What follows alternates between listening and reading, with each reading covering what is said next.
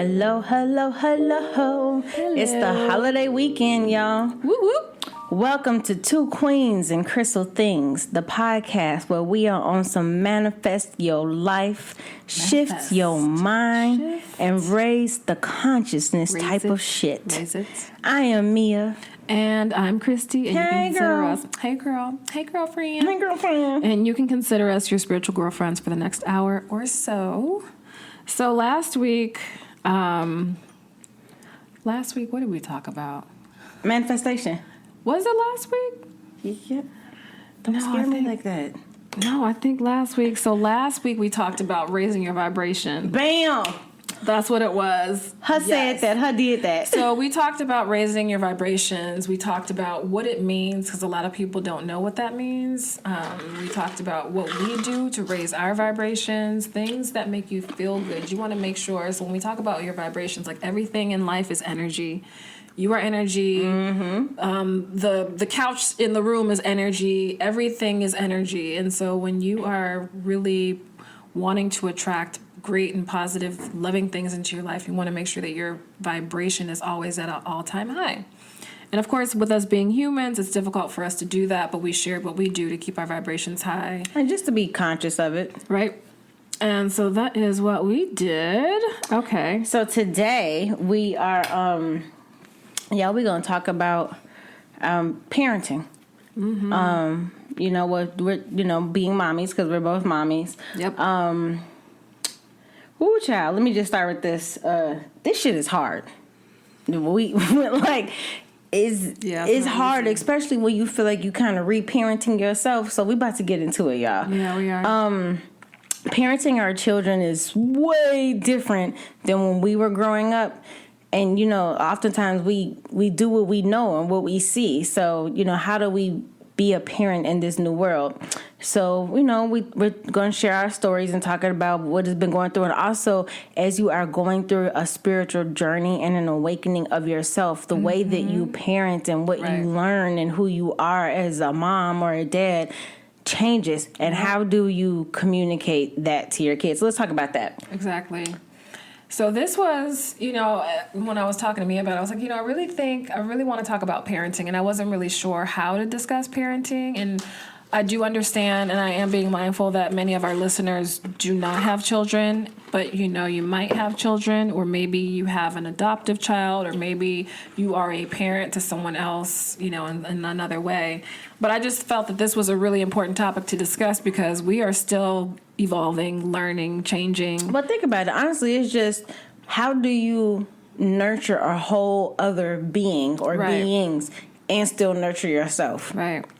You said something cute earlier. You're saying they don't come with instructions. Yes, and so this is one of the things that I've started thinking about recently. Like if you look around your house, so I've recently got an Instapot. The Instapot has instructions. How many pages?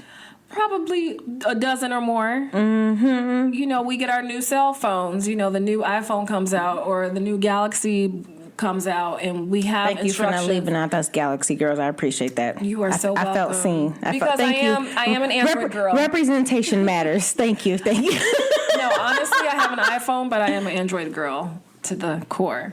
But, I think it's important to, just to be able to discuss these things, discussing parenthood and just really Instructions. I'm bringing you back. Yes, thank you. I got you, girl. Yeah, she got me. She got me starting to drink early, too. I did. But no, instructions. So, children don't come with instructions. Then I was telling Mia when I had my son, it was time for me to go home. I'm like, wait. What do you mean it's time to go home? Girl. I told the nurse, I was like, you are coming, right? Because she's been coming in, the middle of the night, changing diapers, bringing the baby to me so I can nurse him. And I was like, you're coming to my house, right? And she was like, oh, no, you're going to be... like, have a nice life, chick. And I'm like, is there a booklet?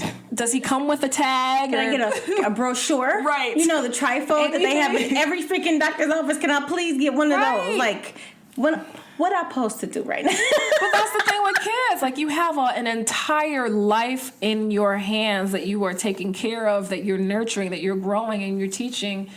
and you have no instructions, so you're just figuring this shit You out. out here figuring it out. On the way, yes. Okay, but along the way. Wait, let's step back a bit. Because this is real. So, you guys know how we're in our 40s. 45.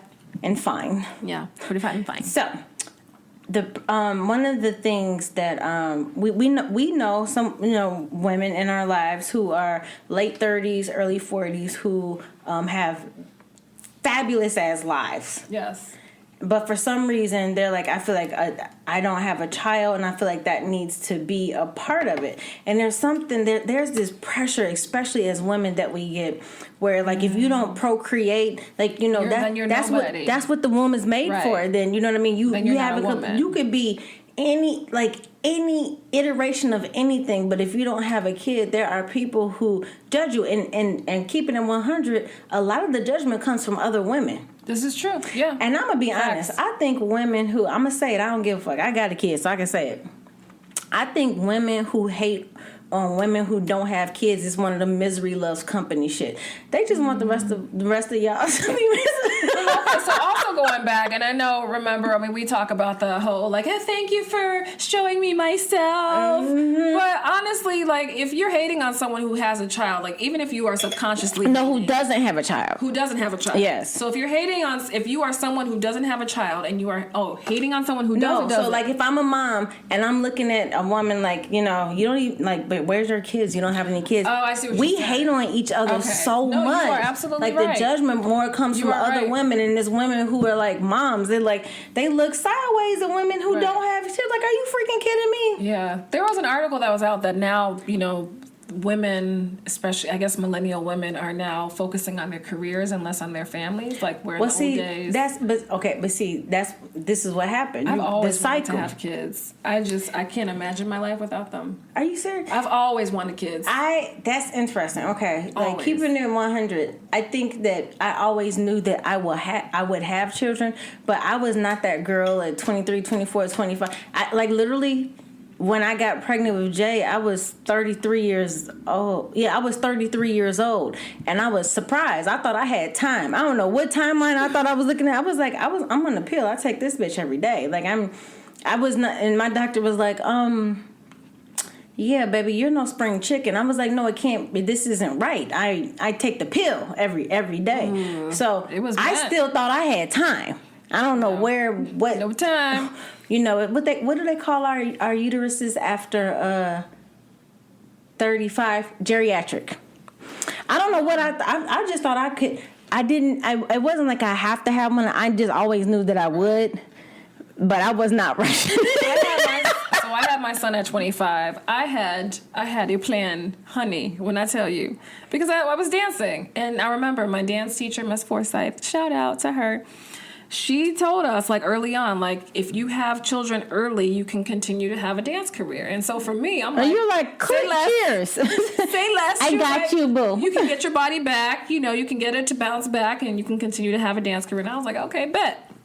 So in my plan... Oh, wait, hold on. I need to clarify. When she said she was a dancer... Oh, not a stripper. No shade. Some of you who think that I'm naturally kinky and freaky... This is for you. Not a stripper.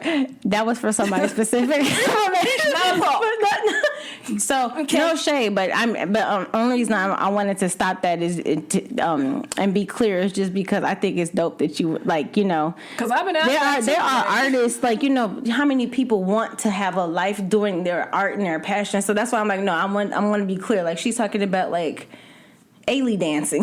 Professional dancing. That's professional too. You are right. You are absolutely right. You're getting paid. All I'm saying is there was not a pole involved. No, there was not a pole. Well, there were toe shoes. There were bars involved. Bars. Ballet bars. And toe shoes. And toe shoes. Not ballet heels. Shoes. These were horizontal bars, not the vertical Let me tell you something. ones. You ever been on a pole? I have. Man, look, big ups. Big ups to those. Baby, that core. And the arms. And the arms. Their core and the arms. And then they come down juking. What? I mean, talk about seriously. I had body control. I had inner thigh burns. I'm like, how do you guys just glide on down, make it look... And do it over and no, for real. Like, for real. My That's upper some body was like, shit. no, it's very athletic. I really and have I went to college in appreciation for Atlanta. I've them. been to the best strip clubs in the world. Sure have. Worked at one of them as a waitress, but that's a story for another time. Maybe that's an extra episode because I got some stories. What we've done in past lives. I got some stories. I learned quite a bit. Anyway, so back to the parenting. So why do you think, Chrissy, it is that as a woman, if you don't have a child, there's something that triggers either people or yourself, where it's just like you feel women don't feel like they're fulfilled or complete. What do you think that's about? I don't. It's like, and so this, when you asked me that question, it made me think of breastfeeding. Because, once you have a baby, the expectation is like, oh, well, what do you mean you're not going to breastfeed? I mean, that's why your breasts are there. And there are some women who choose not to breastfeed. Nasty shit. You didn't hear that, hopefully. But there are some people who do elect, purposefully to not breastfeed. That is their decision. But I do know... We so judgmental. We are very judgmental. I think it's a people woman who thing. breastfeed until, like, the kid is walking and can unbutton their shirt. And I'm like... See, now that's just my opinion. But see, my thing, that's not for me. Right. But I breastfed for a year for both, and that was it. See, like, that was my goal. That was too long for me. A year was all I know is at the end... you get skinny, though. That's another reason why. It does. It burns calories. It burns 500 calories. Yeah. But that was, by the time I was done, I was like, okay, I want my space back. Like, I need my body. Can I have my boobs back? Thanks. Can I have my space? Thanks. But no, I think as women, we are very... So I think in a sense, in one end, we are old-fashioned, where we kind of see things like, okay, this is our place as a woman. This is what our expectations are as a woman. We are supposed to produce the child. It's supposed to be perfect, and it's supposed to be, without complication. But then I think on another end, we also are just, we want rights, and we want, there's this whole feminism thing. I think, like, if you like, it's so hard because it's like you're saying, it's like this, the feminist movement, and part of that feminist movement, like you're saying, is like, it's a dichotomy, right? It's like that means I get to create whatever I want, but oftentimes, especially I think our generation, I think the generation we're X, we're Gen X, so millennial and Y or Z, whatever they are, the next two, Sorry. No, I just can't remember for real. Like the next, whatever the title is that they call them, it's just a name. They I think they see it differently. We were raised by boomers, so they put into us the concept of the family unit, like a mom, a dad, 2 kids, a dog, and a picket fence. Right. So even if it's whatever variation of that you were taught to, like, that was the goal, and I think that. As we got older, we're going through college, there became more opportunities for us as women to excel in our career. And we're just like, oh, okay, well, let me try that. I'll get back to that. And then it gets to a point where you're like, dude, I'm good. Now I want that piece. So it's almost like a lot of people are making a choice to become a parent. Yeah, I mean, and I even hear that there are single women who don't have a male partner or female partner who are just, they adopt or they go to a fertility clinic. So my question is, I think a lot of women will help themselves a lot more if you really ask yourself, seriously, why do you want a child? And especially when you start thinking, when you're more connected to who you are and your spiritual journey and you're growing, it's a real honest question. Like, because I'm going to tell you, whatever expectations you have of this little beautiful baby that looks like you is going to be like you, oh, child. You need to just erase all that. Erase all of that. So, But going back to your question about just, like, why do we put so much pressure on ourselves for to become parents or to become moms. Mm-hmm. I mean, if you think about it, think about our bodies. Like, we are natural receivers. We receive the seed, we grow the baby, and we then give we birth. receive a lot of stuff. Yeah, we do receive a lot of stuff.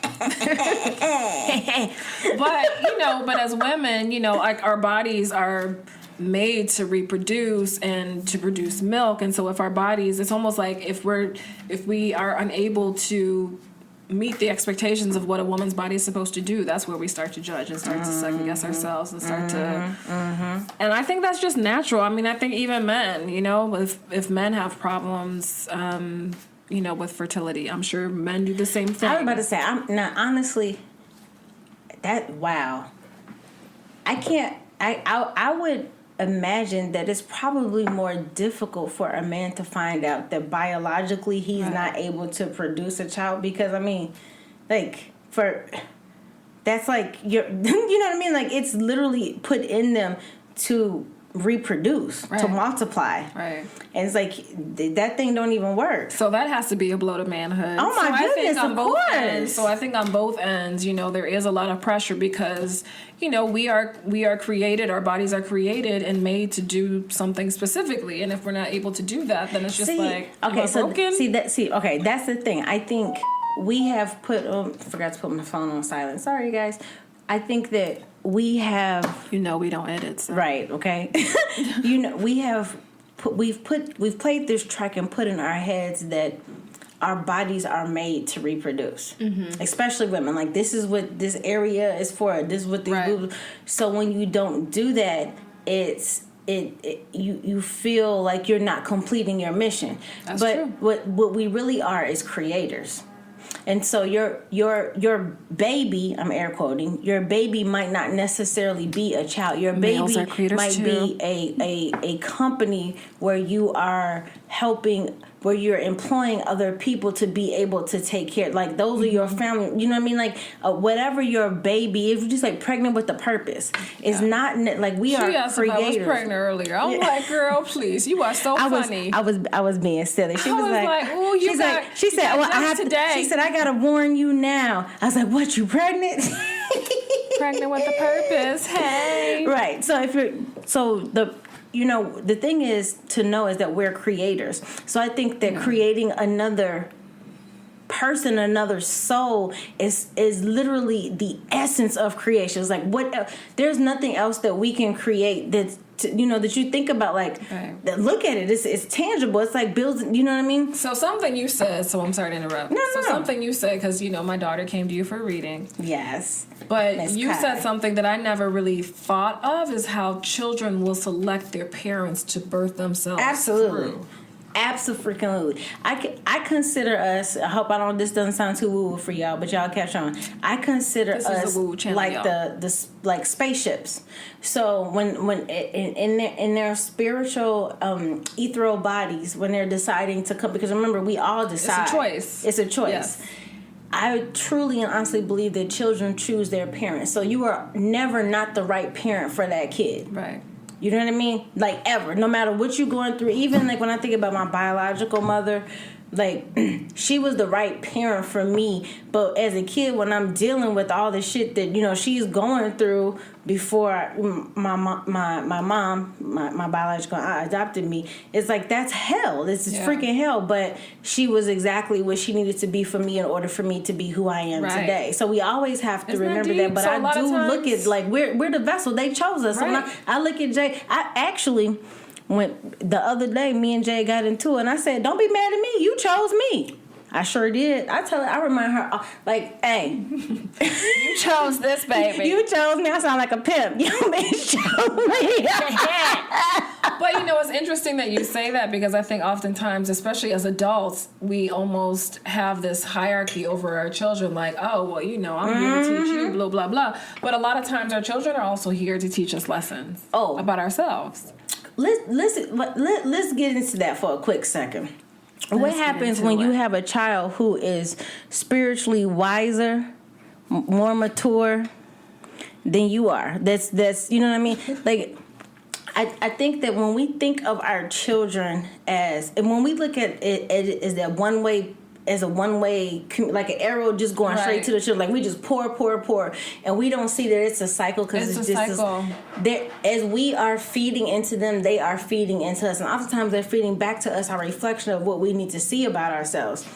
But we learn from them. Yeah. I know for a fact that I'm smarter, I'm wiser, I'm more mature because of my daughter. There are lessons and things that I would not know about myself had I not had it, like a daughter, like dead serious. So we learn from each of them. But as adults, we it's like you say, you do what I say. Right. And let's be clear, I don't play them games. I definitely what did I just say? Period, point blank. But I also understand that she's a whole person. Right. And I think I'm the same with you. Yeah, I'm the same with you on that page. With you a whole person. Yeah, with my daughter, I'm I give her space. I don't, I don't push myself on her. And I also realize that, the way that and your reading, I think, helped me to kind of see things, see her in a different way. So that was very helpful. But now I realize, okay, not only is she, because we say it all the time, we are spiritual beings having a human existence. Come on. And even though my child has been here and lived many, many, many, many and lifetimes. That's hard for parents to accept. To be like, baby, she's been here before too, or he's been here before too. Yeah. And there are people that will say, oh, that baby, man, that soul's been here before. But that's, a lot of us. That's most of us. Mm-hmm. And so when I'm working or dealing with her or, parenting her or mothering her, I also have to remind myself of that. Okay, so yeah, she's 16 in this human body, but then she also has some other knowledge. She carries her soul's journey, just like we do. And I'm as parents, it would make it so much easier for us if we remember, hold on, pause. Because you know how you look at your kids, you're like, where the hell did you get that from? But you did not get that from me or your dad. What the heck? It's she came with her own set of journeys and wisdom and lessons. Yeah. And so when you think about what makes a good parent, right? So yesterday, and I asked her if she'd mind if I said this. Yesterday, I had a reading with our girl Jill, your soror. And we were talking about parenting, and I asked her because I never tell what's in people's readings. Just FYI, I asked. I didn't, make sure all the time.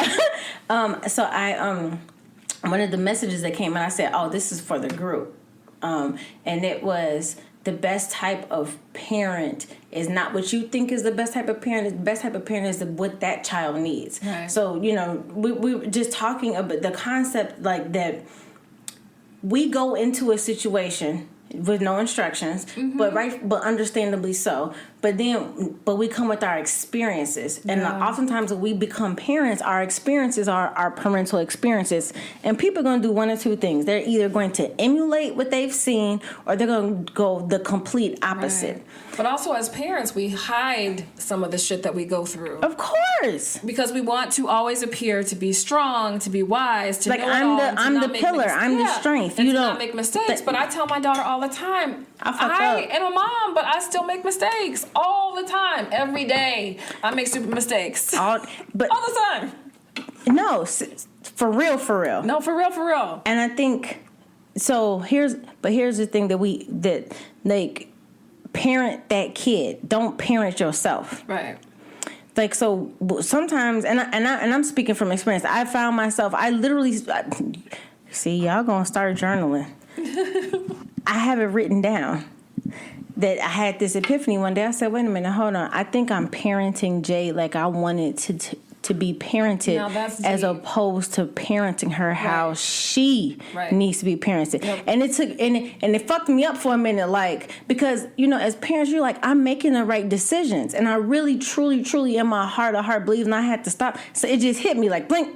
No, baby, you're parenting him, but you want it, but you need it when you were her age. She has a whole different life story and experience. So I was able to catch myself, but here's the trick. I've actually said to my daughter, she's 9 years old. I've said to her, I said, baby, let me tell you, parenting is very difficult, and there are things and decisions that I've made that I wouldn't do now. And I was like, and I'm just not the type of mommy that's going to sit up here and just have you out here thinking that trying to hit some imaginary goal. Because, you know, a lot of, my daughter loves me. She emulates me. So that's why I'm always very, like, when I fuck up, I'm like, Jay, I wouldn't have done it like that again. Yeah. And I tell her now, I said, I'm apologizing now for anything that I've done that will, when you get older, that causes you any type of trauma. And I think that's huge. Because people talk about childhood trauma, but y'all forget there are like people, childhood trauma is a thing. Childhood trauma, as my sister called me. Childhood trauma. But nobody ever talks about there's a parent involved in that. And real talk, I know for a fact there are going to be some things that my daughter's going to have to deal with, whatever it is. And I might not even know that I put that on her, but I did. Mm-hmm. And, you know, so that's why I'm so like, look, mama don't know. I ain't got all the tools. And I think it's important because I was telling my daughter the other day, just, you know, having a conversation with her, reminding her that she can always come to me whenever she wants to talk to me about something. Mm-hmm. And I told her, I was like, look, I am your mother. And I am parenting. I will admit that I am parenting my kids differently from how my parents parented me. But I'm more open and I'm more flexible. I encourage her to explore her creative side. You know, she has her nose pierced. She has, you know, her ear pierced at the top. Her daughter's 16. I was about to say 17. She's 16, just so you guys. She wants a nose ring. She wants, you know, and I'm like, okay, let's do it. She wants a tattoo. I'm like, okay, let's do it. Because when I was 15, when I was her age, I went to someone's house in a racist neighborhood, had my little boyfriend in high school call me in sick, and got a tattoo at some stranger's house. So, no. I'd rather my child come to me and say, Mom, this is what I want to do. This is what I'm interested in doing. And then I make the way for it and know that she's going to be safe. And I'm the responsible person assisting her and, you know, herself exploratory, whatever. But what was I talking about before that? I'm sorry. Damn it, Christy. Dang it. This is what happens. No, but talking about just parenting her per se. Parenting, so just like you know, she was talking about like she did a reading. She was just being more open to who the child is and let them be who they are. Like I'm not gonna. So I'll tell you this. And think I'm realizing about like she needs something different. Right? Yes. And it's not just like. And I guess that's another thing too. Like I'm trying to find this balance between this 3D human existence that we are living in presently, but then also this other side to ourselves with, you know, the gifts and although I don't like calling the gifts, but, you know, just, you know, ourselves and the intuition and things that we're able to get from just being aligned with the universe. Anyway, I think here, like the real thing is like when you are parent, like you have two different children. I have two different children who require two different mothers. That's my point. Like we can't get stuck in this is what a mother is, and that's what they taught me. So that's one of the things that they taught me. So my children taught me that okay, so just because this child needs this from you, this second child does not require the same. It's going to be completely different. And for whatever reason in my head, I thought, oh, well, you have children, so it's a cookie cutter. Yeah, you know, it's like works for this child, this is what moms do. This moms respond like this. Mom, you know what I mean? And then you go out and one of the kids like, no, that don't do me. I learned early on they are two completely different beings. With you know, their energy is different. One is up, you know, one's less up. I'm not going to call her down. I mean, I just but one is more, you know, he's upbeat. Although now that he's getting older, I don't know what's going on with him. Just more outgoing. He's kind of changing a little bit. I don't know. Both of my children are very introverted, which is interesting. But I think You think RJ is introverted? Yeah, like he's getting to that point now. He is. But, you know, you said something that was really key, and you said that, you know, you need to realize that when you have children, they are not your 2.0. So this exactly. Because I think sometimes when people try, you know, when they look to have children, they think that they, you know, can have a do-over. And this is not your do-over. Yeah, this is not a do-over. So one of the things that I'm kind of struggling with, Put a coat on. with this day and time is just raising black children, especially a black Ooh, male. girl, let's get into it. Which is why my son is in London, because I feel that it's safer there. Honestly, look. Okay, like... Okay, wait. Look, I'm like... Wait, before I hit on raising black children in today's time, I want to go back to this. Your child is not your second chance at life. Oftentimes, when we go through, before we have children, we have a life. Yep. It's so funny. Our kids never think that we did anything. I was Christy before I was your mom. Before I was your mom. So I think that because we've experienced some things, we've learned some lessons, we bumped our heads. So we think by the time I'm a mom, like, oh, I'm going to prevent this person from making any mistakes, or I should have been, a professional violinist. So I'm going to make my daughter be, whatever it is that I wasn't able to do, or I feel like I don't, my time's over. And we put that on our children. We're like, okay, I have a second chance. No. Because I will tell you that, I had my daughter, because I was just like, oh, she's my mini-me, blah, blah, blah. I'm going to have her dance, and she's going to, dance with the whatever. And I would have her in dance, and then, she'd be gung-ho about it, and then she would like, no, mommy, I don't want to do this anymore. So I pull her out, because I knew how it felt to teach a child that was not interested, so I would pull it out. But then she wanted to go back, and I put it back, and then finally got to the point I was like, I'm not doing this anymore. But I had to catch myself. Like, she is not my mini-me in that sense. She is a whole nother little person. And we call her, I call Jay my mini-me, but let me be clear, I am... Well, I do that for certain sure that she is a whole other being. I just said it because she looked like she stole my face. But and she does have eyelashes. A lot of your mannerisms. She does. I'm like, I wonder where you got I know where she got that from. Mm-hmm. She stole my eyelashes. So now we're talking about, so that's the thing. Parents. Yeah.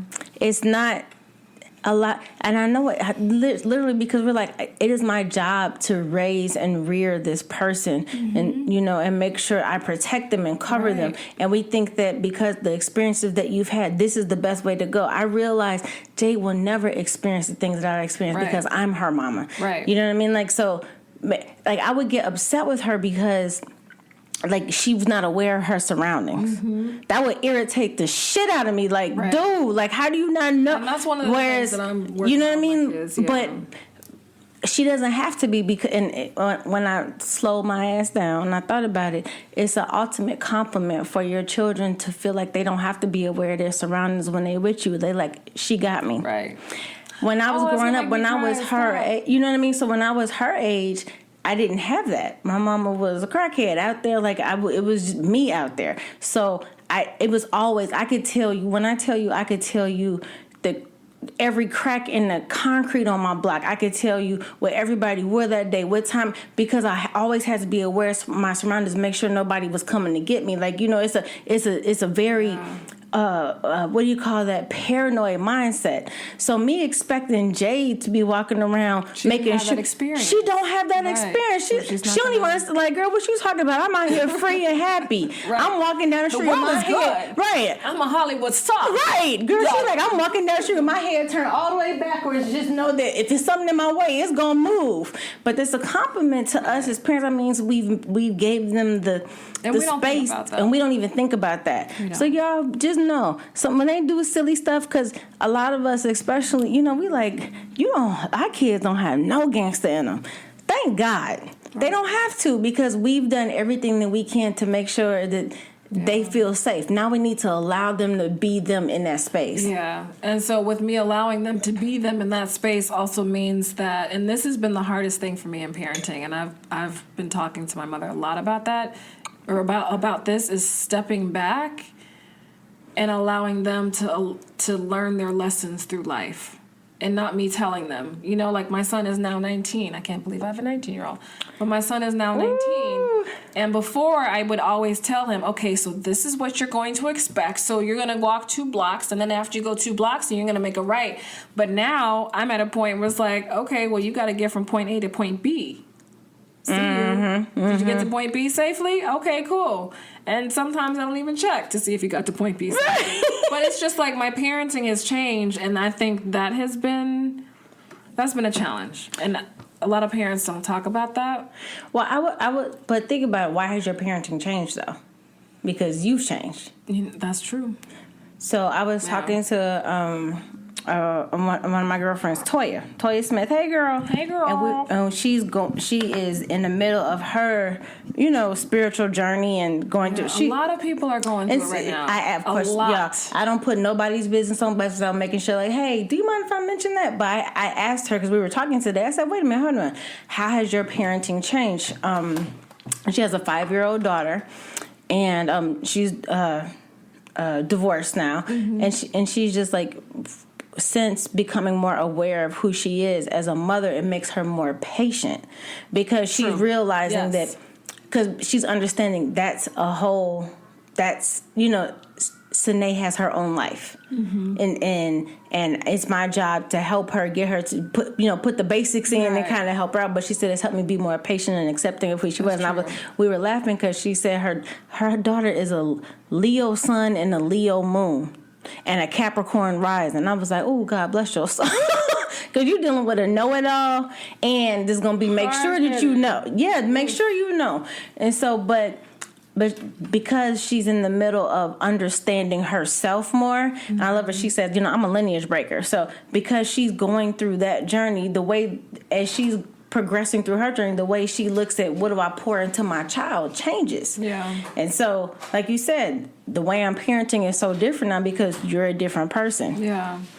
And then I also want to make sure that she understands like who she is. So I also feel like a part of my purpose is to help her to be prepared to walk the path as far as who she is destined to be, and make sure she has the tools to be able to do that, or to be equipped to do that, and I mean to be a good contributing citizen. But I feel like that's my job, like to remind her who she is and to show her, and then also leading by example. So I always tell her, like, I mess up all of the time. I'm learning and I'm growing too. All the time. Man, we should stop putting the expectation of perfection on our kids, man. Right. Like, that's some jacked up. So my daughter, who has always excelled in her academic career, this recent report card, there was a grade that was not necessarily too good. And instead of me, like, part of me wanted to, oh my gosh, like, you've never ever gotten this letter before. And then another part of me was just like, Christy, it's okay. It's a grade. She'll be all right. And so I decided to make the choice of allowing it to be and just saying, look, it's all right. It's cool. Things are good. I'm just going to have a conversation with your teacher. So I'm going to tell you what, Christy, I'm so glad you brought that up. So my daughter ain't gonna listen to this, so I could say what the grades are. So Jay got a C in reading, and I was like, first of all, reading? Are you kidding me? I don't even know what that is. She's in 4th grade, and I was just like, I don't understand. And she's never like, I'm just like, reading. She tests 90 percentile. I don't even get it. So I'm like, all right, cool. So instead of me getting mad, because I need you to understand. If this was 3 years ago when she brought home a C, yeah, it would have been different. I probably would have gotten in that ass. Like a whole thing. Oh, this is what we're doing? Oh, but you want to know where that comes from? That comes from as black women, we have been taught, especially when we're raising our other black women, we've been taught that in order to even be halfway, get a seat at the table, we have to be double, right, and triple, this is true, and quadruple. This is true. So for us, we have to be the best. So when as we're growing up, we grew up in that time where we had to be double, triple, and quadruple even. So when we're looking at kids, we're like, you gotta, but we have to realize that they're growing up in a different world. Well, I'm not saying we should let our kids just be willing in it, but we have to understand it's a different type of pressure. Right. Our children are much more open socially, like just even with the type of friends that they're friends, and it's not, I don't want to say that they don't necessarily see race. I would say that there is a wide swath of children of color who are growing up in a time where they don't necessarily see, not saying it doesn't exist, right? Let me be clear, necessarily see their color as a barrier to their ascension. Yeah. Well, we grew up, it was like we knew coming in the door, I can't hide being black. I can't, you know what I mean? And I may have shared this, I'm not really sure, but I came to this conclusion actually not too long ago, people. But I honestly didn't have a thing about race. See? Because I grew up, I was born and raised in Oak Park, and so it's a very diverse neighborhood, and there was just, when I was little, there was one incident I think I had with a little racist boy, and I beat him up on his tricycle. But on his big wheel, his big wheel. Anyway, I was about to be like, damn, Tyler tricycle fights. His big wheel. But, as far as race is concerned, like now I'm starting to see, and I think this is also me living on the South Side and really being met with it. Like, okay, how come we don't have a decent grocery store? That's something else. But so Jay, so I lived. I feel like I lived like two lives as a kid. The first 8 to 9 years was South Side crazy, like in the 80s. I'm born in 77, so I was growing up in the 80s, and y'all know what was going on in the 80s, and in every urban area, and my mother was full on in it. And then I moved with my aunt and to Olympia Fields, which is an affluent neighborhood, and my dad, who's my uncle, was the first and only black mayor of a village that was in like 79 that was 80% white. But they elected him mayor. So then you go over there, you like, oh, wait, this color thing is not a thing out here. But also very well educated and very well spoken and all of that. When in the South Side of Chicago, it's a different story. So I've been able to experience it. When I say Jade, I'm raising my daughter. We live in the city. And we live on the South Side. To be fair, it's Hyde Park.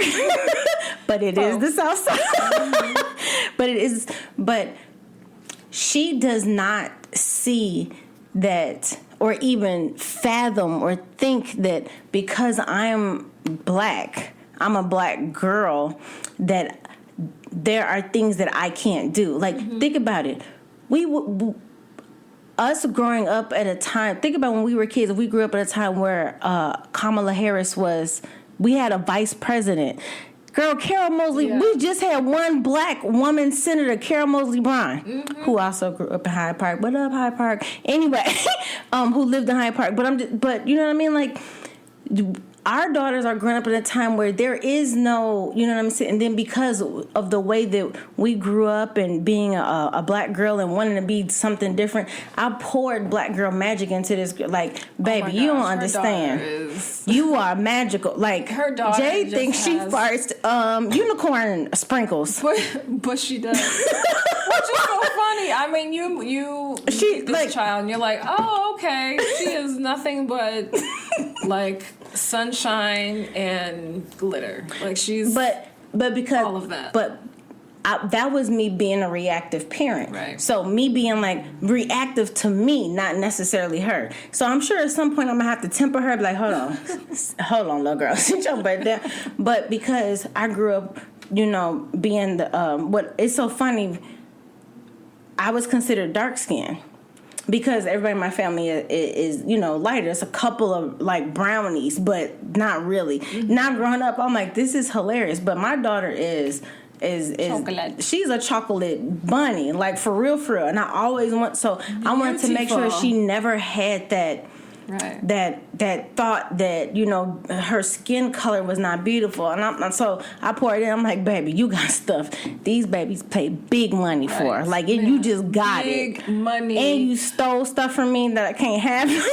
Right. So, but my father growing up, like he always instilled in us, just like dark skin is so beautiful. Oh my gosh, look at that beautiful black skin. It's so gorgeous. So whenever I'm tan, oh my goodness, I am feeling myself. I'm feeling.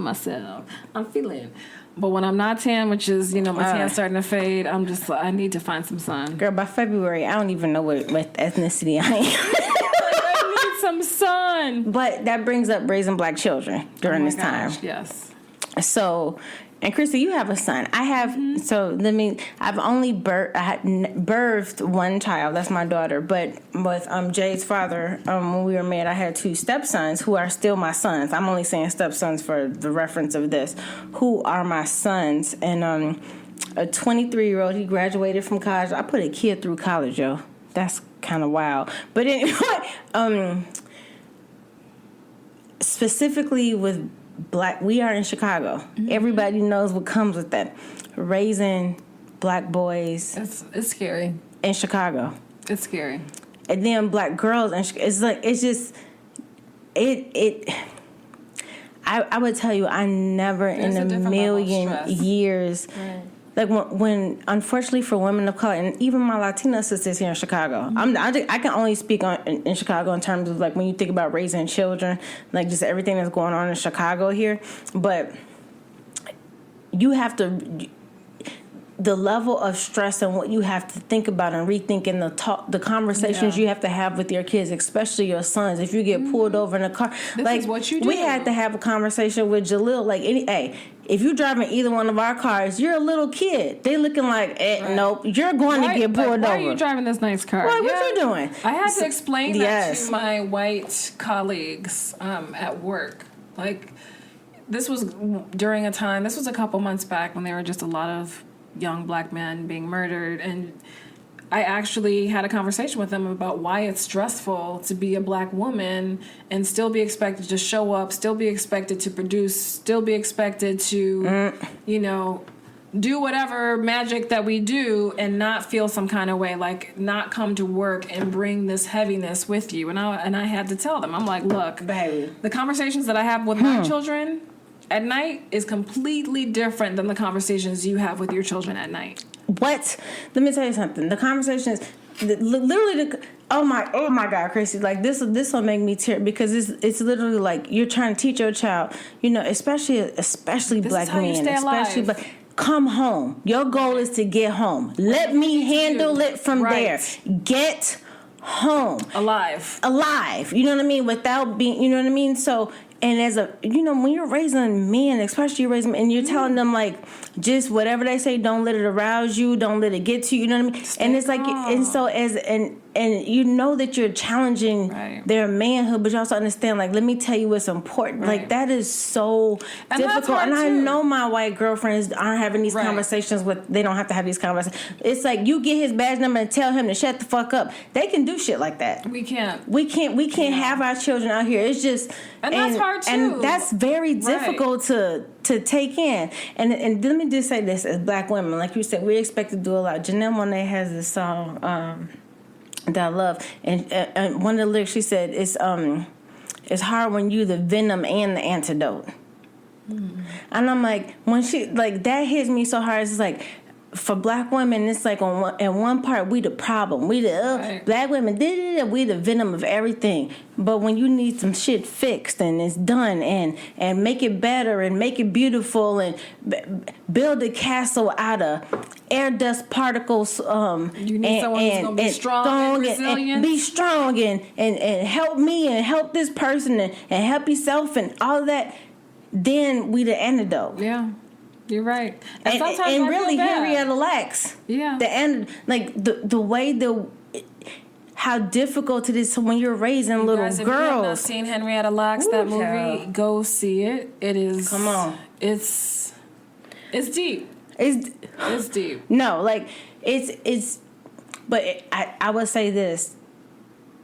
It's deep. It's upsetting, but it's also empowering, because just remember, like, what your blood is, baby. Like, who we are, and that's another thing too. Because I feel like as I'm teaching my son, like, okay, well, this is what we do. Like, we don't talk back to officers or whatever, because we want to make sure that you come back home alive. Sometimes I feel like I'm doing a disservice. I'm like, do you realize who you are? But at the same time, I'm asking you to bring it down. Like, you are dumbing that's down. That's what I'm saying. As parents, you know how that's such a difficult conversation to have. I can't imagine as a man having to tell your son that, because especially that is, and it's like you want to tell your children, like, baby, you got royalty rushing through you. Do you know who you are?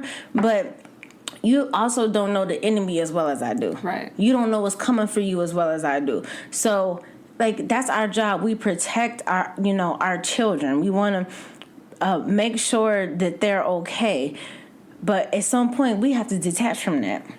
Yeah, and that's the hard part. And that's the part that I'm going through now. Like, that's the part that I've been talking. I know. About. Like, baby, you got. Yeah, I know you going through it. As a parent, you're so used to being needed, and I think now that I'm thinking about this, it also is feeding into our egos a little bit. Mm-hmm. We like the feeling of feeling needed, and when you are a parent, as a child. When you're raising a child, they need you. But then they get to a certain point where they actually don't need you as much. And for me, that has been a very challenging transition because, everyone talks about the toddler years and, but they don't really talk about when it's time as a parent to kind of step back. And that's been a challenge for me. But I think it's necessary. Like, it's necessary to... I'm not going to lie. I'm keeping it 100. I'm scared shitless about that time. It's scary. Like, for scary. Real, like, and of course, I mean, you know me, I'm not going to stop any type of movement, but I'm being 100. Like, just, even you talking about it, I felt like I started getting anxious. Like, I started doing math real fast. I'm like, okay, fourth grade, how many, you know what I mean? And then I know, like, even by the time she gets to Kai's age, when she's sophomore and junior year in high school, like, that's a totally different, right now, I think I'm at the last bits of where she still wants to snuggle with me, and I always knew, even when she was younger, like, I always knew that this was the quickest time of her life. You know what I mean? She's only going to be this young and cute and with that little voice for so long. Yeah. And then the rest of her life, she's going to be a totally different way. So I always lived in a moment with her. Like, I love Jade being a kid. Like, I didn't hate nothing. Jade potty trained herself. I thought expectations of a child, because I'm an athlete. I just thought Jay would be walking in 6-7 months because I was like, duh. No, but this heifer was talking whole conversations. She didn't start walking to about 13-14 months. Really? And her dad and we took her down to Mississippi to see her grandfather. And you want to know what made her get up off and start walking? Food. This little heifer walked up to get some watermelon. I mean, we're just like, she was like, oh no, I'm about to get. So with like, my you son, taking too long. At nighttime, I was like, little boy, I know you get up at night, and I know you raid the refrigerator because there is no way you are this big and chunky just off of breast milk. Like you're escaping, and you're actually quite big. So no. Have you ever caught your child escaping out their crib? Yes. Girl, I caught Jay. So let's talk about discipline. Oh. So some people will probably gasp, but I'm on the spanker side. I grew up getting spanked. I spank. I mean, I don't spank. I would say anger, just for right. But I do spank when necessary. I haven't spanked my kids in years. I definitely got spankings, and Jade has gotten popped the fuck out. But she maybe got 1 or 2 spankings, but I think discipline is according to that child. I think that there are some children in the world, like, not just raising your voice or getting down and be like, some children are very quick to understand, like, I don't like these consequences, so my daughter I'm cool with that. She didn't even like a little light tap. If I light tapped her, she would cry. She did not even. She wasn't right. No, so you know what I mean. So you being able to say, like, oh, you think that you want this? Like, no, I'm cool on that. I'm good. Mm-hmm. But then you have some children who, and I'm just gonna keep it 100. Like, you have some children who are just like, just let me see. I mean, and then that means you gotta shove him. Let me. Do you really mean that, or let me see if I can get away with it. Jade is definitely. I think I can get away with. She thinks she can get away with it, and I just you do realize that I'm older than you. Right, girl. I just be looking and I let her go through it, and I can't wait for Jade to get older when she's in therapy for whatever I did. But she probably would have rather me be the mom. We always want opposite what we got. She would probably have rather me be the mom that will stop you from doing something. I'm the mom. I told you. Okay, put your hand on the stove. We talked about that. Like we I'm talked that about mom. that. Yeah, No, I'm that mom too. Yeah, like okay, well, you know what? Your Life hand is going burning. to show you. Come here. I'm gonna bandage it up and fix it for you. But because honestly, if I were you, I would listen. But that's the thing. Life is not going to give you a heads up. Life is just going to happen. So I feel like... Pay attention. Right. You have to pay attention. You have to use your wisdom. So, I mean, I've told you multiple times, don't touch the fire. Ouch, it's hot. But you want to keep grabbing for it? Okay, go ahead. Okay, go ahead. And I'm that mom. you. And I swear, I remember times like we'd be at my mom's house and my mom would be having heartburn. I'm like, no, go ahead. Just let her. She got it. Oh, you fell. Crying. You good? Any blood? Okay. Didn't I tell you? And I'm not the parent that's not going to say, I told you so. Oh, no, I'm waiting. Now, then we had this conversation. I mean, Jay would be like 4 and 5. Then we had this conversation. I said that if you go up there, that's going to hurt. You're going to fall. Okay. I told you. You didn't want to listen. You got health insurance. I was willing to take you there. But I do think that those are the best lessons when they learn for themselves instead of you telling them. Because for me, I mean, I am a hands-on person, and someone can tell me. I mean, now at this point in life, I'm just like, okay, well, if someone says, "Ooh, this stinks," do you want to smell it? Well, no, I don't want to smell it because it stinks. Who does that? I don't need to do that. Yes, so, like, for life lessons, if you tell me that this road down here is going to be hard at this point in my life, okay, I know that's going to be hard. This is why I can't even be mad at my daughter. I was the kid that... It's like I need to see it for myself. Are you sure? Right. No, or it's not that it wasn't. It was just like I didn't think you knew what you were talking about. Like, okay, that's what you say. I can beat it. I can beat it. I can bend down fast enough before the pole hit me in the head. Like that was. I'm like, let me just see. And then as parents, it's like, go ahead and see. Okay, so let's talk about some woo-woo stuff. I don't like that term now. I know. I mean, honestly. Okay, what is woo-woo? Because I think woo-woo is kind of used on another. I think when you start having, I think most people think we start having conversations where you're saying like, the energy and the vibrations, and we're talking about light and love and guys. They're like, oh, here go that. Woo-woo. People who aren't there, they're like, okay, here they go with that woo-woo shit. So I'm like, oh, that's what we call it? Well, I'm with the woo-woo shits. Yes, I'm with the woo-woo shit. But, I'm going to clarify, because I know some people are like, oh, Christie's working with crystals now. I'm only with the woo-woo shit that's on the good side. I'm not on the woo-woo. We don't deal with the woo-woo stuff on the other side. On the other side. The lower vibration. Okay, so I think some people may be interested in wondering, do you introduce your children to certain stuff? Right. Yeah. And so rituals, I will say that, every full moon, I don't bother my daughter on new moons or any of that stuff. But full moon, since it's a time to release things and to let things go, I'll ask her, like, do you have something that you want to release? And sometimes she'll say yes. And, she knows that we're going to write it out and we're going to set it on fire. And then other times she'll just say, no, I'm not really interested. But she does make sure to put her crystals out to get charged in the moon. I definitely, Jay been doing full moon. Like, yeah. So I invite her. I never force her. So sometimes same thing. Sometimes she's with it. Jay does have, she actually has a pretty decent crystal collection. Her aunt does own a crystal store. So Jade, I think it's one of those, because she's so young, it's just one of those things where it's emulating mommy. Right. You know what I mean? So I explained to her what I'm doing. So one day, Christy came over and Jay said, mommy's meditating. And she was not meditating. I was smoking weed in the back, blowing it out the window like a teenager. I'm like, what kind of meditation is this? Can I join? Oh, it's okay. Okay, I'm going to join your mommy with meditation, okay? Thank you. But, when I'm doing grown-up things, it's so funny. But my point is, she knows that mommy's meditating. Right.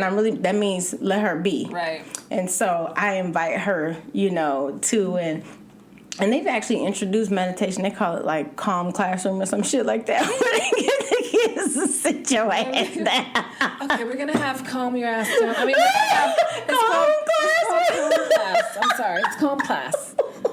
Not calm ass. No, and they count them down and everything. They meditate in class. See, I think it's there was an organization that I knew when I was working with a not-for-profit where they would meditate, and I thought it was so cool. They would practice yoga. They also had like mindful eating during lunch, and they had a buffet of organic fruits and vegetables. I mean, it was just very cool. Oh, I like that. So what about Chris? So you talked about Jade having like a pretty good crystal collection, which I know pretty good. It's probably beyond the normal. Well, most of them are shaped like unicorns, to be fair. Oh, okay. She's all about these unicorns. So I will say that my daughter Kai is very attracted to crystals, and I definitely think that crystals are going to be a part of her life. I feel like Kai, if I remember, like Kai likes a lot of the opaque crystals, like jaspers. If I remember, like I feel like I remember when she was picking them out. Yeah, she likes the deep, grounding rooted, crystals. the ones for the root chakra, or chakra, as some of my friends say. But she's attracted to the crystals for grounding. She's learning about, herself spiritually, and I definitely think the readings that you've done with her have helped her understand herself. Kai's a dope soul.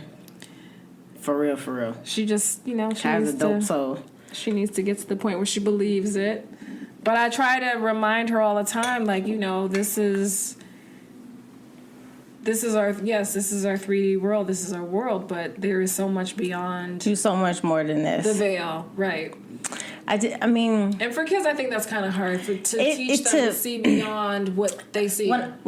This is what I've come to the conclusion. I know for a fact that some of the stuff that I'm saying today, she's not registering. Right. Like, it's just like she hears me, but she's not registering it. But when I think about as an adult, the things that my mom repeated over and over and over again, the one woman who raised me, my mommy, she repeated over and over again, and I would be like, okay, woman, while she was saying it, but now it's stuck. I remember it. So, and it's a part of who I am. So I continually remind this girl that she has God in her. Yep. God is right there. Like, so I know right now that is over her head, especially since, again, when she was born, she's been to church. She's, we used to go to church all the time. Christmas holidays, she has the concept of Jesus. Like, Jade has been very much involved and knows that there is a God, and so now I'm telling her, so I'm switching it up on her just a little bit. I'm just saying, like, everything that I said to you and that we talked about is true, but also I just want you to know that the living God is in you. Right. So I'm sure right now she's like, does not compute. It's like, what's going on? But by the time she's 25 and she had my shit, like, wait a minute, hold on. I forgot I'm a whole God. Okay. And I'm okay with that. So I just keep repeating it now. When she looks at me like I'm crazy, I'm cool with it. Yeah. So Kai, it's funny because I don't think my daughter has ever really been like sold on religion. I think she's always just gone just because that's what we did as a family, because of course that's what my mom did as yes. So that's literally exactly what our parents do, and this is we think this is a great decision for you, so we're gonna bring you to church and have that's the funny get part. Brainwashed. All of our stuff is honestly like with good intention. Like, I'm trying to do the best that I know to do for you. My parents used to be in argument. They used to get in arguments before going to church. My father was on the side. You see, they're crying. They don't want to go to church. You're waking them up early. Why don't you just let them stay home? And my mother saying, "This is what I believe is to be right. Yes, this is how I was raised." Yeah. And so you have that. And so that's another thing. Just as parents, you guys look. You gotta forgive like sometimes we do the best we can with what we know at the time. Yep. As time goes on, we experience more, we learn more. Now, if you're going back and making decisions based on who you were 5 years ago, then shame on you. Be who you are at that moment. But you gotta forgive yourself, like, oh my, because when now you're looking back at stuff and you're like, oh, I can't believe I did that or I thought that. It's like, but that's where I was at the time. Like, I would argue you down. Yeah. Like, I thought it was truly the right thing to do. Now, a little bit older, a little bit more mature, a little bit more exposed, I'm like, yeah, actually, I probably, with this mindset and this awareness, I probably wouldn't do it the same way. I'm just saying, as parents, be honest. Don't beat ourselves. Be honest with ourselves about it. And I'll be like, if you have parents, give yourself grace. And honestly, do you know how much it would help your relationship as parents if you say pull your kids, especially if you have teenagers, and you guys are in that phase, you pull them to the side and be like, look, when this happened, that's what I thought was the best thing to do. I'm telling you, as I'm growing, I'm realizing that probably wasn't the best thing to do for you. I just want to let you know that I know that I love you, and you know, I'm gonna keep doing the best I can do. And that's all I expect from you. Do you know, like, that's like a pressure valve. That's empowering. Like, and then a motherfucker, they're like, oh my God, my parent is like a human. And I think that's the thing. Like, as parents, mothers or fathers, we kind of have this thing, like, we have to show the perfect side of ourselves to our kids.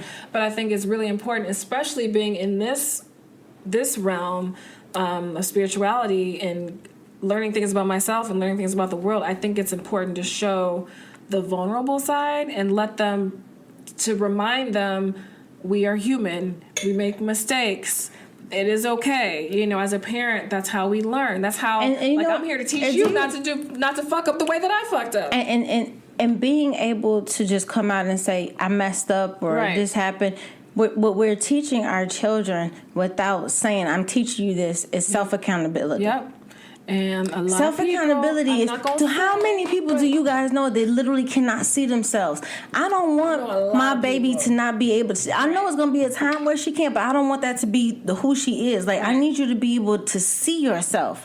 See your fucking self and hold yourself accountable. It'll be times where you up and down, but see yourself, hold yourself accountable, but be accepting of who you are. There's no reason for us to beat ourselves up. So when we hold steady to these beliefs, even though we can see, like, I am literally trying to push a square into a circle. Yeah. Like, this is what I'm trying to do, but I'm going to make this shit work, though. And I had to tell Kai about her grades. I was like, it is okay if your grade is not up to par. It is fine. It's not the end of the world. But don't just allow yourself to drown. Like, if you know that you're in the deep end and you are drowning and you see someone that is there to help you to not drown, don't just sit there and allow yourself to drown. Ask for help. Baby, raise your hand. You got me. You got a whole spiritual warrior right here. Let's work this out. I got you. And we have to remind our kids that. Yes, ma'am, Pam. So as far as, so I know our listeners know we both meditate. So what about Jade? Have you taught her about meditation? I told you, they do it in school. It was funny when she talked. So I'm realizing the way to get my daughter interested in something is just to do it. If I ask her if she wants to do it, she don't want to do it. So sometimes she'll see me meditating. Like, Jade has her own oracle deck. She has a kid's oracle deck. She has a pendulum, too. Aww. So right now, they're toys to her. Like, she'll come and she'll be like, Mommy, I did my cards today. So the meditation, I think it's difficult for her to do that now. But we've done it before together. And I told her, I said, you know what? Whenever you're done, you don't have to sit here as long as mommy. But I'm really looking forward to her being able to get to that point for us doing it together. Because this one right here, I'm like, all right, I need her to bring me back home. Like, Jay, come on, man, hurry up. But so a little bit. But I think it's for what she's able to do at 9-year-old with a iPhone and TikTok and do you know what I mean? So yeah. I just want to make sure she has the tools when she needs them to pull on them. Be like, I know how to do this. Right. My mama taught me this a long time ago. So I don't take it personally when she's like, I get it. I know if I were 9, I would be bored too. Yeah, you had to remind me that. You're like, your daughter is she's like a real 16-year-old. Real 16-year-old, and I had to think back to how I was at 16. But she has crystals. Like, every time we go to, and she knows about using her attention. Like, what intuition? Sorry, like, what are the crystals that you're really drawn to? What are you really feeling connected to? She knows to use that whenever she goes into the crystal shop. But she has a good collection. She was using up my sage from Palo Santo for a good time. But now I don't think she uses it as much. Maybe it makes her because she has asthma. She does have pendulums. She does use tarot cards. I've asked her for a reading once, and I think she was like sweating out of her pits. I'm like, it's fun. We're gonna have fun. Like, I guess she thinks that she has to be perfect with me, and I don't know why that's the case. I mean, that's something. You know what is so interesting? I think it is a sign of reverence and respect and it's such a at one point we really want our children to respect us and have us a certain image of us, but then we also want them to be able to let loose and be free. And I think that we forget the relationship is a relationship. It's very difficult to like have rules and structure to how our relationship is, then be like, no, but be free. Right. Like that's hard even in like a romantic relationship, any type of relation. You know what I mean? Even as so a child, I think that. So I think that that's something that is. So I think it's. I respect you. You're my mom. I believe you when you say I can be free, but I don't know yet. So let me just hedge my bets. And I get that. I wouldn't take it. You know what I mean? I would. I like look at it from the fact that like she sees that this is my mama, and that there's some like. I think she sees you like. Elevated, just like Yeah. So I'm sure if one of her friends asked her, she'd probably feel fine doing it. But she's like, "Oh shoot, my mom." Never mind. No, I'm fine. Yeah, 'cause she sent me a song and she was telling my son, "Oh my gosh, I'm surprised she liked the song." He was like, "She was hoping that you liked the song." I'm like, "I told her I love the song," and I guess she was kind of nervous. Like, should I send it to her? Should I not send it to her? Should I send it to her? You're like, girl, you don't have to do all that for me. Like, just send it to me. Yeah, if it's you like think I'm gonna enjoy it. Send it to me. Right. I love but it. here's my thing. But even if you didn't like it, what did she think you were gonna do? Be like, this is terrible. Don't ever send me. You stay in your room for the rest of your life. I mean, she's in her room anyway. She's a teen, but whatever. All right, so what about the concept of guides? I am kind of twisting things up, switching things up a little bit. Like, what do you mean? Does she understand? She definitely knows who Archangel Michael is because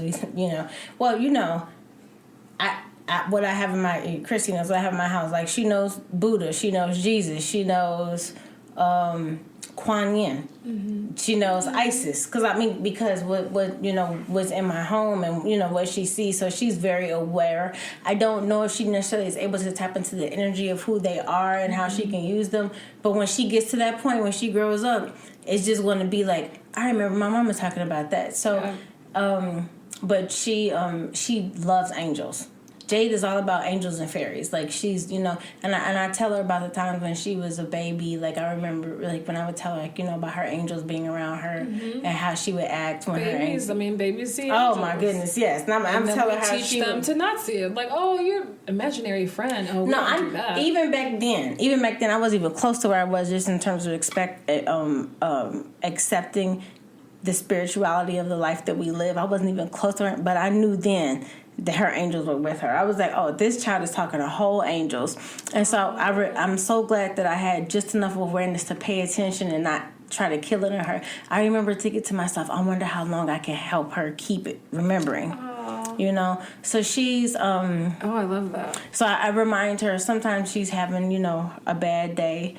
It's so funny because we look at like a bad day for a 9-year-old, it's chuckle worthy, but for them, I still do understand it's the end of the world. Like if she and her best friend, if her and Layla get into an argument, it baby, is the end of the world. Like devastating. And it's funny to me because I know that they're gonna be talking in like 5 minutes, but I don't play her. I'm like, all right, baby, sit down. It's okay. Well, you know what I mean, and coach them through it, coach her through it because I understand to her that's the end of the world. And so that's one of those where it's like I'm parenting her, not parenting what I want her to be. I don't want her to hurry up and be smart enough to be like, girl, if you don't get the fuck over this, there's other shit to worry about. It's also important for us to remember how we were at that age. Yeah, that's how I know. It was the end of the world. Like my daughter was at one point she came to me about some stuff, which I'm sure you know.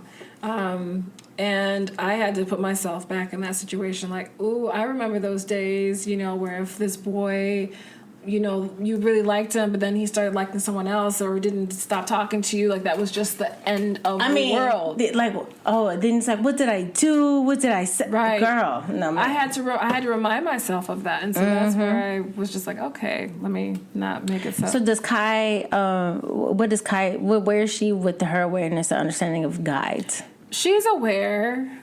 She knows that she can always call on the archangels for anything, especially Archangel Michael, who is the man. He is. Oof. I'm about to say, that's my homie. Yes, he is the bomb.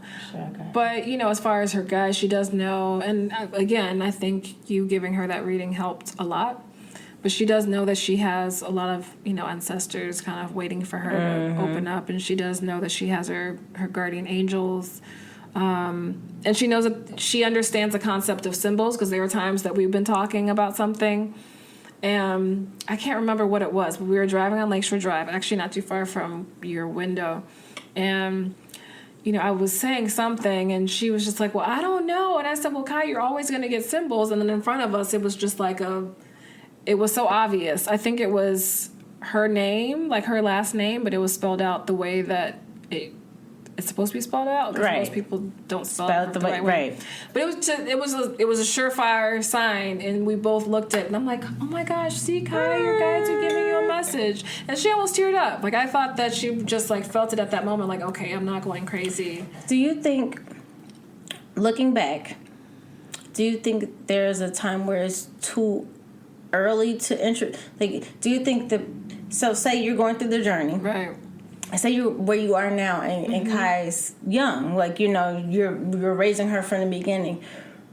Do you think that you would do it differently, just in terms of right? Okay. So. Do you think there's a time where it's too young to expose children? No, I don't think so. I don't think so either. Because again, we're also not working with those lower vibrational energies. I think that's a different, completely thing that we're dealing with. Kai, my daughter already knows. We don't bring anything up in here. We don't. And there are nights where I'm like, look, you can't be up here fooling stuff. You can't be fooling around. Right. What's that? What's going on? I'm like, we always got to make sure that who we invite in is the right type of energy. We only deal with the higher type of energy, filled with light and love, 100%. Anyway, but as far as like no, we don't do that. But no, I would, because if you think about it, a child who was born into a situation, they don't think of it as being, this is out of the ordinary. They think this is just what everyone does. And I think if you make it like, this is a secret, no one else knows about this, it's just between you and I, then it kind of creates this I gotta be secretive about it. That's interesting. But our spirituality is who we are. It's what we are. It's what we do. We're being ourselves. So, okay, you know what? That's interesting, because so my mom and dad, very, very, very religious, and very religious, very good-hearted, people, like for real, like for real. I can't even. Ron and Sharon are just some for real good people, for real. So but I also know my parents, so I feel like if. Like, say if Jay said something about, like, I was talking to my spiritual guys. Yeah, they would be like, who? Girl, what? I'm trying not to laugh, but I feel like it might cause Sharon's heart to, like, stop. And I don't want I, like, legit don't want that. So there are certain things that I would say that I would, not that it's a secret, it's just, you understand. Don't bring this to her. Right. Like, you know what I mean? Like, you know what I mean? Like, don't. I need you not to be like, so mommy, so Gammy, mommy and I were meditating during the full moon, and she invited in Goddess Isis. I don't need you to do that, because, like, you want your Gammy to live as long as possible. And again, I think that's important, because you know exactly where she is coming from. And I understand. My mother is she very much so is like, she knows God, and like her spirit is good. But I just know and this is my big issue with religion is the thought that this is the only way that they teach it. This is the only way to understand and know God is through this particular religion. And as I said, like, I believe that there are many doors to the oneness, to the Creator. And so it's not that I admonish or think that Christianity is bad. And like, I was confirmed at 13, girl. I know the Bible, like, for real, like, still to this day. Like, I can remember verses like, and I like it's coming back to me. But like, the path that I chose to understanding the Creator and who the Creator is with me and in me is just different than what my parents. Right. And so, like, getting back to the parenting, what my parents designed and expected from me. And because I understand my parents and I love them, I don't want to necessarily, so I don't necessarily throw it in their face. I just nod, okay, whatever, just because I have a different belief. Right. Yeah. And I don't, and I have the type of parents, they will be like, okay, let's debate about it. And I'm like, and see, no, you really don't want to do that. And so I'll go along with stuff but that's out of not necessarily pure love. And it's not, I don't think they would be like upset, like, oh my goodness, how dare you. But my mom is she's very clear on, you make sure your children know God. And I'm like, I got that. Now, but when she said that, she had a certain expectation of how you do that. Mm-hmm. And I totally understand that because this is how she taught us. And I don't think they were wrong at all. And that's how she was taught. And I don't think they were wrong at all. It's like, now it's just like, oh, okay, I got to a certain point. It's like, oh, this concept is interesting. So wait, what does it look like over there? Right. And what does it look like over there? Like, oh, that's interesting. Y'all kind of saying the same thing, but like in different tones. What about over there? And so I picked the path for me that fit with me. But when you're talking about something that people identify as who they are, like my mother definitely identifies like she's a woman of God. So for me, her child, who she raised, to say, I don't think that's the right path for me, it's almost like I don't want her to feel like she's a failure. Like, wait, what? But because it's like we're saying the same thing, but I'm speaking Spanish and you're speaking Italian. Yeah, and that's another thing too. A lot of people think that, like, it's like, no, we feel the same. Because I remember my mother said something. She, said something like, oh, well, God's always making a way. I'm like, yeah, God is good. Like, I don't want you to think that I don't believe in God just because I'm working with crystals or just because I have like a spirituality podcast does not mean that I don't believe in God. Or if I say spirit or if I say universe, it does not mean we're talking about the same entity. The same entity. Yes. And energy. Again, we're talking about energy. Yes. And I think that's the thing. Like, people get caught up on these words, and that's a but so I also think what we have to be prepared for as parents, because we think we're all enlightened, right? And we understand, we see it. What we need to understand as parents, that I need to understand Jade might come home as an adult and be like, I'm Catholic. And I'm gonna be. I still to this day with black people who are Catholic, I'm like, why? I'm gonna be shocked, like, you know what I mean? But I have to understand that that's her journey. But it's our job to introduce her to it. You know what I mean? Introduce her to the idea of you are part of something bigger. There is a creator, there is a source, and that is in you. Yeah. And it could happen. She could totally come home, but just like how we have to, how we expect our parents to accept us, we need to accept our kids too. This is true. This is true. It's not always about the parents being right or the parents teaching the lesson. Oftentimes it can be the child being right and the child teaching the parents lessons. Yep. So what would you say are some 3 concepts that you instill in your daughter? Honestly, I'll say this. They all stem from the idea of self-love. Yeah. Like, right now this is a hard season for me. Biggest thing. I want Jay to believe in herself. So to me, it's self-love, and then and from that stems the idea of service, and not like, you know what I mean. Just understand that you play a role in this world, right? Because you're part of you're a piece of the pie. You can't remove your piece from the pie and the pie still be whole. Understand you're a piece of this too. Yep. But when you love yourself, you get to choose your service. You don't let somebody else trick you into your service. No, that makes sense. Yeah. And it doesn't help me in any way, shape, or form, but I honestly want Jay to understand her first. Choose for her first. Yep. You know what I mean? And like I said, all of it stems from self-love, because I think that stops a lot of decisions and searching, and she's still going to bump her head. Because if you don't love yourself first, you're not going to be able to learn how to choose yourself first. Right. It's, you know what I mean? Like, I feel like everything stems from that. It does. And I am who I am, so I legit straight see. I already know where Jay's going to bump her head. They've already shown me. So, all I'm here to do is to give her the tools when she gets there, because everybody has to go through their lessons. Okay, so let's talk about that then. So you aren't just like a regular parent, you are an intuitive parent. And so you just said your guides have shown you some things that your daughter is going to come across as a challenge. So then as a mom, you know, we have these two parts of ourselves. Yep. We have the spiritual part and then we have the mom part. Yep. So at what point do you try to keep her from bumping her head, or do So you I have think to that I would allow her to just do it? Because I understand, because I see myself more clearly and understand that if it weren't for those times that I bumped my head, I wouldn't understand and be where I was. Because of who I believe my daughter to be, I understand that some of her lessons going to be hard than a motherfucker. Yeah. So it is my job. I take it as it's my job to make sure I instill these tools on her, remind her, because right now it might not mean shit, but when she's 25 and that good lesson come, and she's going through it, beating herself up, there's going to be just a little itty bitty part of her be like, hey, psst, psst, you remember when your mama had said? Oh, you know what I mean? So and so and so I feel like as a parent, it's not my job to prevent her from doing these things. It's my job to just be there when she do them things and patch her up.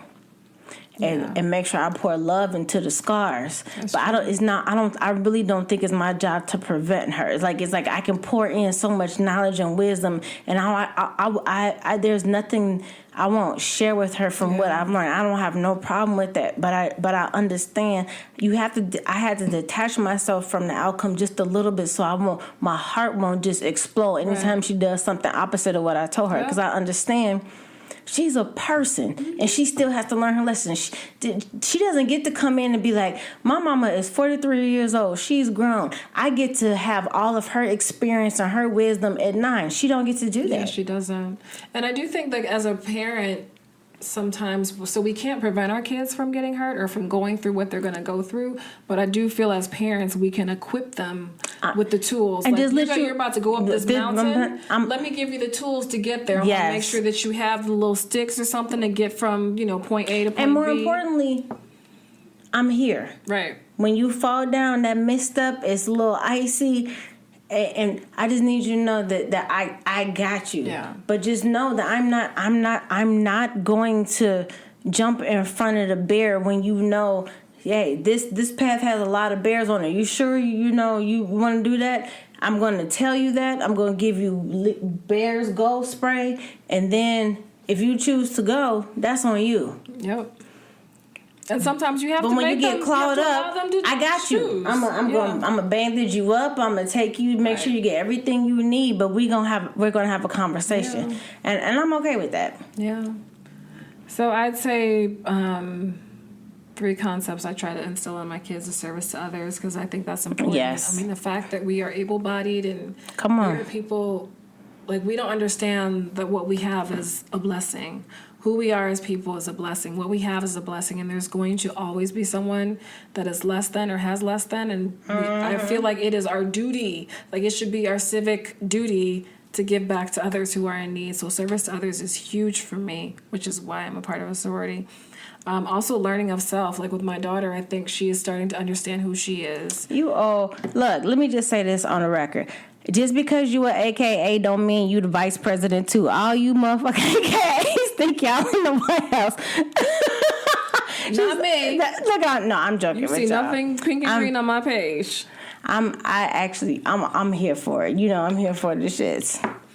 But I think, learning of self is important, and my daughter is starting to, again, she's still 16 years old, so she's 16. Girl, like I said, just remember 16. Right. Just remember you at 16. I remember. Baby. Let me tell you something. I remember me at 16. Kai is a fucking angel. Hormones were on fire. Compared to how I was at 16. Kai is an angel. I know. And then also gratitude is important. Again, just constantly being grateful for what we have and what we're able to share with other people. So before we get to the takeaway, because we're probably at like an hour and 30 minutes now, an hour and 27 minutes. Okay. So what are some things you want to teach your children in this lifetime? I think outside of, the concept of self-love is understanding that you are a creator of your own existence. Yep. That you that you chose to be here, and that as long as you are breathing, there's a purpose on your life. Yep. It is not my job to tell you what your purpose is. That's part of your journey. Mm-hmm. It is not my job to unveil to you why you chose to be here. That's part of your journey. It is my job to give you the tools, the wisdom, and to remind you who you are so you can set off on your journey. And when I look at parenting like that, it takes some of the pressure off. Yes, it does. Absolutely. I'm not trying to turn her into something specific. I'm giving her the tools to allow her to be free. Yes. And so I don't want to turn her into nothing. I just want her to be her. Mm-hmm. And like if we look at it like that, of course there's discipline and there's things we're going to have to go through. But I'm not trying to turn her into nothing. Because like, who the hell am I to decide what she?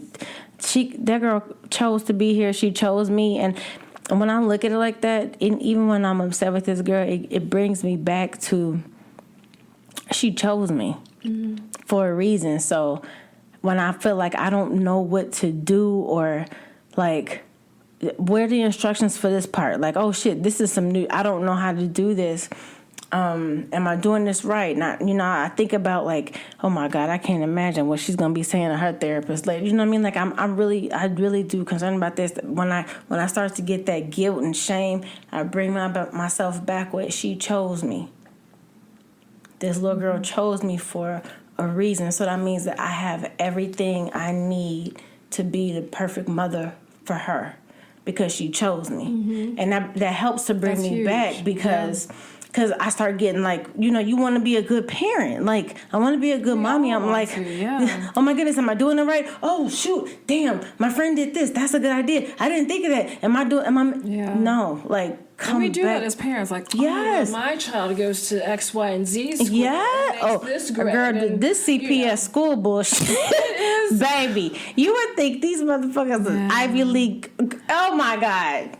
I'm not even about to get this. So I do think it is important to take the pressure off and just just think how beautiful it is to change your thinking from I don't know what to do and am I fucking up to this child chose me. Yeah. And that means I got everything that they need for their journey. Whether or not, whatever it looks like, but I know I got it. Yeah. Girl, that just put your shoulders down like, okay, then just let me be me. And that's why you best when you full into you. Right. And so learning all of that about myself and going through my journey and allowing my kids to see that, I want them to realize that they are also empowered with the choices they make in their life. Come on. Just by being me and living through my, living out my spiritual journey in front of them, because children are always watching, regardless of what you think. I mean, when my son came home to visit for the summer, he was like, yeah, it kind of feels like light in here. The energy is different. It's a lot lighter. It's like, that's interesting. Yeah, But, I too also want my children to understand that they are the creators of their own lives. And I think that's where that empowerment also comes in, is that they need to realize that they can, of course, they choose me as a vessel to come through this world, but they have the choice and the power to create and live the life that they want. Absolutely. And I think that it's so, Jay and I have a joke. I say to her, and it's so funny because even in my jokes, I'm teaching her. I always see moments as an opportunity for teaching. So the joke that I have with her is, next time we come back, I'm going to be the kid, okay? And it's so funny. Jade is like, no, absolutely not. She's like, you're good at the mom thing. And I'm I like, don't want to be the parent. I'm like, no, Jade, come on, please. I'm like, this is hard. But I'm also teaching her, I'm admitting to her, parenting is hard. Yeah. I'm trying my best. So next time, so it's almost like, if you don't think I'm doing a good job, for real, next time, it's your turn. I'll come back as the kid and you be the mom. But also to make sure she understands that you chose this life. Mm-hmm. And so that's always the joke between us. So we have like these little moments, like, if this happens, can I be the mom the next? Can I be the child the next time? No. And she's just like, no. But what she said to me, when you think about that, for your child to be like, I want to stay the kid, that's the ultimate compliment to you as a mommy. Because I'm saying something, you thinking like, I couldn't wait to be an adult to show y'all how it was supposed to be done right. So for her to say, And then, but the, kids. She's like, I don't want to spend all my money on a kid. I said, that's what I do for you. She said, yeah, but I'm the kid. I'm like, but skip that dignity. But just the idea that to me, and she doesn't even necessarily know because I didn't say anything, but to me, for her to say that, it's like her saying to her highest self, like, yeah, we chose right. We chose our best right. So that shit like that just makes me know, like, I don't have to be anything else but Mia because you chose me. For a reason. For a reason. So, girl, this is where I'm at. Jay, switched up. Hold on. Remember when I had told you that? No, this is what it is now. Right. Because my daughter see me go through that transition of going to church all the time to now being like, no, organized religion, we don't know. So what would you say would be your takeaway for today's episode? I think to remember that you're not parenting yourself, to be the parent for the child that you have, and the best type of parent. We have all these labels, and the best parent does this, and the best parent, they're tiger mommies, and all this stuff, whatever, all these love, like, fuck all that. The best type of parent is when you are the parent that child needs. If you have 4 children, you might need to be 4 different parents because all those children are different. And the only way to be able to be that and understand that this is who you are and what you're meant to be is to be in your full self. So that's why the journey is so important. When you start learning more about yourself, that allows you to be more full, like, oh my God, I'm dope. Right. And then that translates into, oh, this is how I play mommyhood now in this new awareness. Yeah. So that's what I would say. What you think? And then teaching your children to be dope. I mean, accept the dopeness in you. I think as parents, it's important for us to show our vulnerable side. And I would say that's the biggest. Well, I would say that's one of the biggest takeaways for me is just being vulnerable, because I think it's important for kids to see that, like, we're not perfect, but through our experience and through our mistakes, we can teach them how to live a less chaotic life from our mistakes. as we learn from our mistakes. But that's what I would say. Love it. All right, ladies, we are. Miss Christie, we are Miss Christie. We're winding down. So temple work. This one is not. This is really kind of quick and easy. So thinking about the concept of parenting yourself, being the type of parent that you wish that you had versus being the parent that you need for your child, I would say let's open your journals. I want you and make 2 different rows, and I want you to think about all of the things in one column that you wish that your parents had done for you. Like, just write them down. Like, I wish they would have been more affectionate or less affectionate. I don't know, whatever it is for you. Write that list down, and then go check off all the things that you do for your child on that list. And then next to that, take a real assessment of, is this what my kid needs? Like, for real needs. Right. Is it, you know what I mean? Like, some children that you can have a conversation with them, like, sit down, let's have a conversation.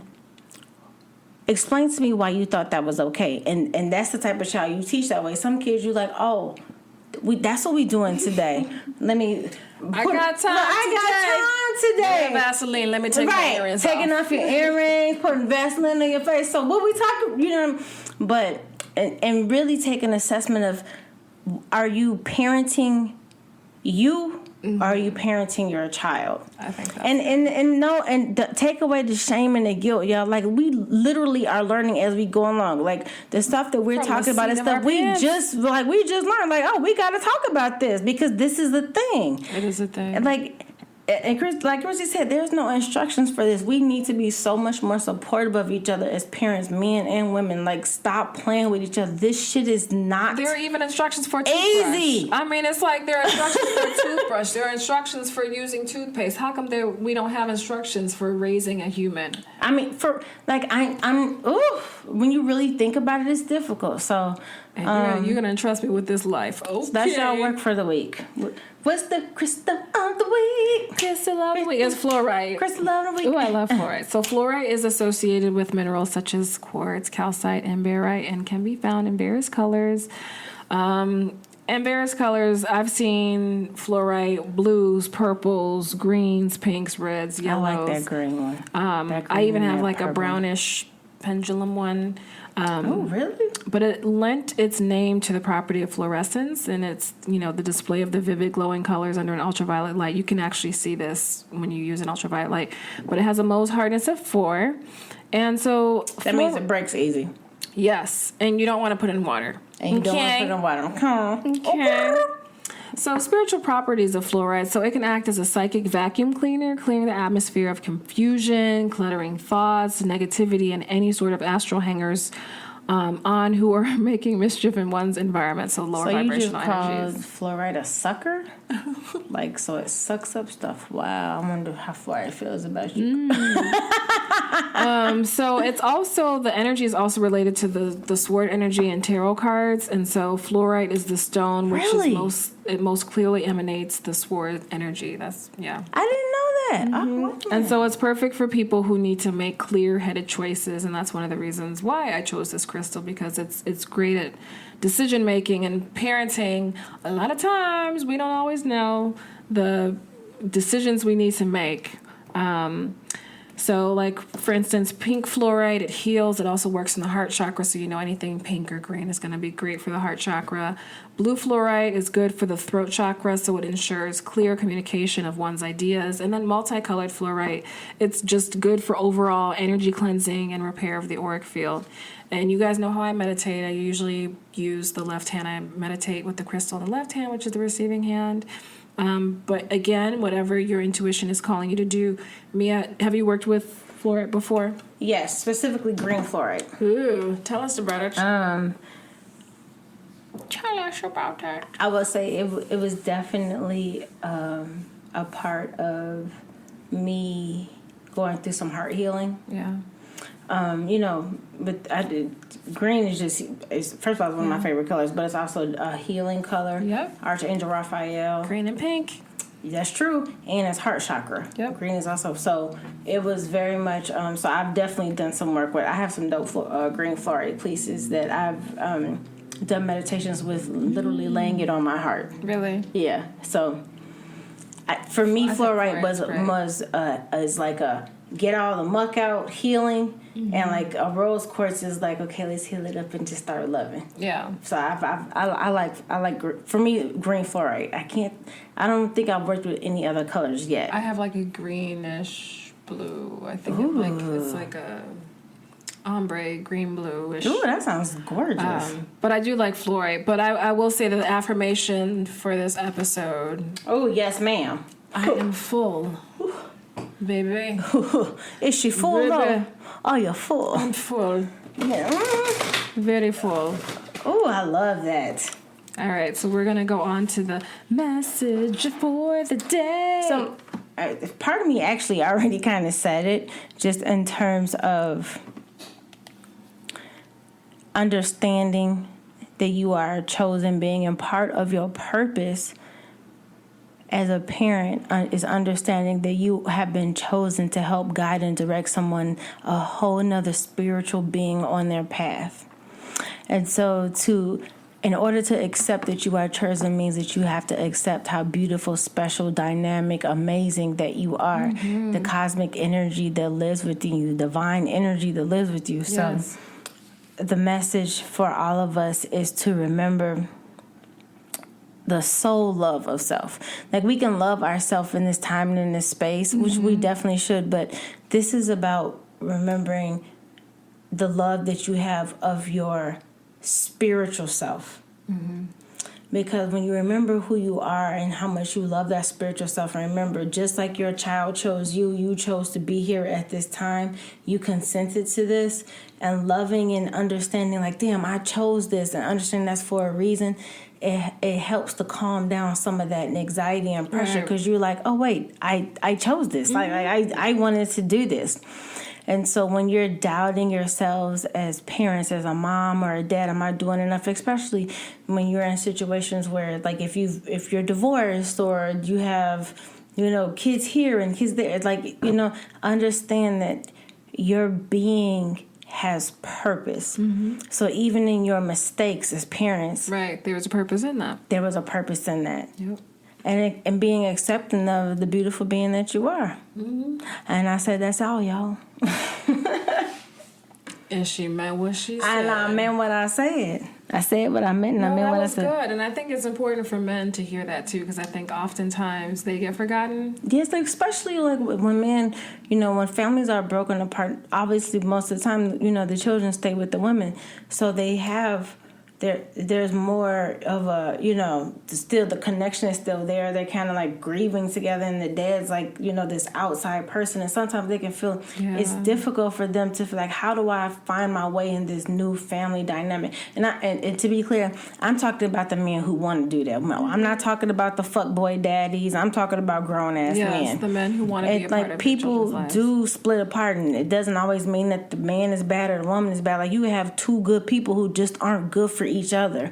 So you have a man who's trying to figure out how he fits in this new dynamic. Mm-hmm. And I felt oftentimes like dads get the shorty end of the stick, and they just have to, and they feel like they have to accept it. And it's like, you don't. But also remember, whatever is happening for a reason, and you're a part of that child's journey. Yeah. But keep fighting for the men who are fighting to be around their children and spend more time with them. Keep fighting for that, because it's important for your child. Even if you don't get what you want that time, that child knows that you were fighting for them. So at some point in life, especially like when you have little girls, when they are going through that, I want to be wanted, I want to be seen, knowing that, wait a minute, hold on, somebody fought for me. Girl. Yep. Put your whole... You better come better. You better come better. Like, I'm wait a minute, hold on, I'm a queen. Somebody fought for me.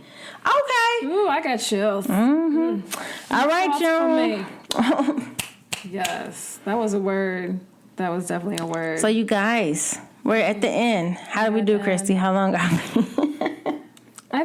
It was over an hour, of course. We're at an hour and 45 minutes. Okay, that's exactly what I was going to guess. So thank you guys for listening. Thank you. It's the Wednesday before Thanksgiving. So as soon as we get off, I'm done for the week working. Are you done working for the week?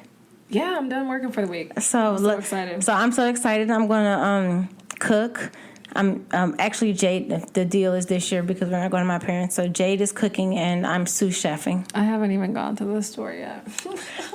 Christy, I don't know why she playing. Yo, it's Wednesday night, 7:43. I bet you Trader Joe's is empty right now.